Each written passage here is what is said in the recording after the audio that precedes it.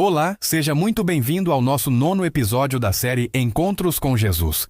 Hoje vamos mergulhar em uma das passagens mais conhecidas e ao mesmo tempo mais profundas da jornada de Cristo na Terra, a multiplicação dos pães. Mas este não é apenas um relato sobre um milagre alimentar. É uma história sobre o pão que sacia para sempre a fome que nenhum pão do mundo consegue saciar. Há uma fome que não se vê, mas que consome por dentro.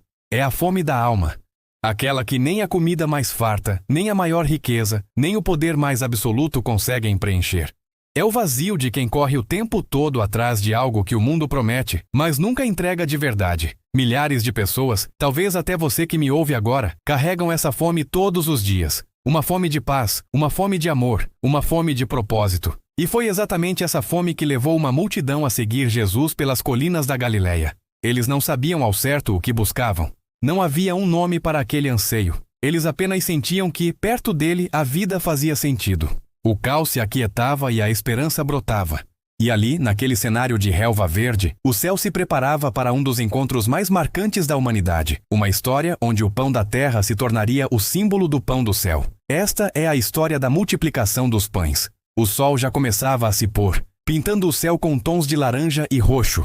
A multidão se estendia até onde os olhos podiam alcançar. Eram homens, mulheres, crianças, todos completamente atentos, pendurados em cada palavra que saía da boca de Jesus. Ninguém queria ir embora. Era como se cada frase, cada ensinamento, alimentasse algo muito mais profundo do que o corpo. Aquelas palavras nutriam a alma. Mas o tempo passava, e a realidade física começou a se impor. Os discípulos, sempre práticos e preocupados, começaram a se inquietar. O dia estava terminando e aquele povo todo precisava comer. André, um dos apóstolos, se aproximou de Filipe e disse baixinho com o olhar preocupado varrendo a multidão: "Eles estão com fome. O dia já está acabando. Precisamos mandá-los embora para que possam comprar comida nas aldeias vizinhas." Filipe olhou para aquela massa de gente, fez um cálculo rápido e desesperançoso e respondeu com um suspiro: "Mesmo que tivéssemos 200 denários de pão, o que é uma fortuna, não seria suficiente para que cada um comesse nem mesmo um pedacinho." A lógica humana declarava a situação impossível.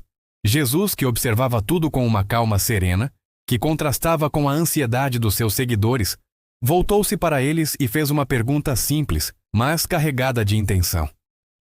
"De onde compraremos pão para que estes comam?" Ele já sabia exatamente o que faria. O milagre já estava formado em seu coração. Mas ele queria que seus discípulos, seus amigos, enxergassem o impossível não com os olhos da lógica, mas com os olhos da fé. Ele os estava convidando a participar do milagre. Foi então que André, talvez um pouco envergonhado pela insignificância da oferta, trouxe um menino até Jesus. Um garoto simples, que provavelmente estava ali com sua família, ouvindo atentamente o mestre. Em suas mãos, uma pequena cesta com o seu lanche. 5 pães de cevada, o pão dos pobres e 2 peixinhos. André olhou para Jesus e disse, quase como um pedido de desculpas: "Mestre, aqui está um rapaz que tem 5 pães e 2 peixes. Mas o que é isso para tanta gente?" Era uma pergunta retórica, a expressão máxima da desesperança. A lógica gritava que aquilo era nada, uma gota no oceano da necessidade. Mas Jesus sorriu. Os olhos do mestre não viam a escassez. Eles viam além da lógica, além da matemática humana. Naquele pequeno gesto de generosidade daquele menino que entregou tudo o que tinha, Jesus viu a semente da fé. A fé que, mesmo pequena, tem o poder de mover montanhas. Com uma autoridade tranquila, Jesus disse aos discípulos: "Mandai que o povo se assente." Eles obedeceram, organizando a multidão em grupos sobre a relva verde. A agitação deu lugar a uma expectativa silenciosa. O murmúrio cessou. O que ele iria fazer? Então, Jesus pegou os 5 pães e os 2 peixes. Ele não reclamou do pouco.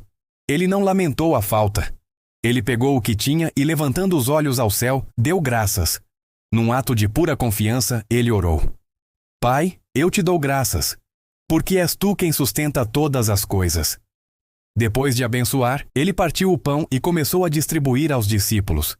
E os discípulos, agora parte ativa do milagre, começaram a distribuir à multidão.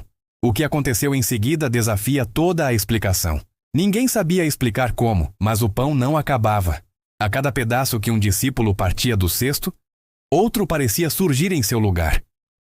As mãos que antes estavam vazias, agora estavam cheias. Os peixes se multiplicavam da mesma forma. O impossível estava se tornando realidade diante de milhares de olhos maravilhados. Crianças que antes choramingavam de fome, agora riam com a boca cheia. Mães que sentiam a angústia de não ter o que dar aos seus filhos, choravam de gratidão e alívio. Idosos se olhavam balançando a cabeça, sem conseguir entender. Aquele alimento não era apenas físico, era espiritual. Era o amor de Deus sendo repartido, de mão em forma de milagre, e todos comeram. Não um pedacinho como Filipe havia calculado. Comeram até se saciar. Comeram até ficarem completamente satisfeitos. A abundância de Deus superou a lógica da escassez. E quando todos já estavam satisfeitos, Jesus deu mais uma lição. Ele disse aos discípulos: recolhei os pedaços que sobraram para que nada se perca. E eles, obedecendo mais uma vez, encheram 12 cestos com o que sobrou. 12 cestos. Muito mais do que havia no início.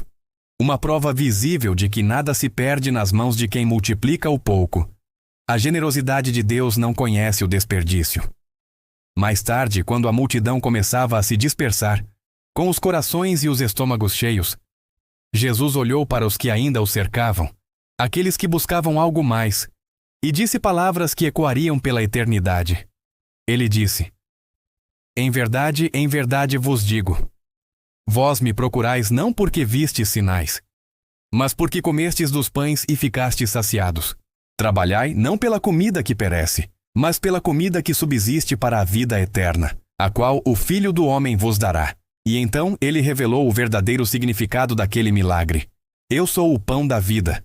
Quem vem a mim jamais terá fome, e quem crê em mim jamais terá sede. As palavras de Jesus ressoaram como trovões no coração de todos. Eles entenderam. Aquilo não tinha sido apenas uma refeição, tinha sido um convite. Jesus não estava apenas multiplicando pães para encher estômagos por algumas horas. Ele estava se revelando como o alimento que preenche o vazio da alma para sempre. Ele estava multiplicando a fé. Muitos de nós ainda hoje buscamos o pão que sacia por um dia. Corremos atrás do sucesso, do dinheiro, do reconhecimento, do prazer momentâneo. E no fim do dia, a fome volta. Aquele vazio interior persiste. Mas o verdadeiro milagre, a verdadeira multiplicação, acontece quando buscamos o pão que alimenta para sempre. Quando entregamos o pouco que temos nas mãos de Jesus, nossos 5 pães e 2 peixes, que podem ser nossos talentos, nosso tempo, nossos medos, nossas fraquezas, Ele transforma a escassez em abundância. Ele transforma o medo em confiança e o vazio em plenitude.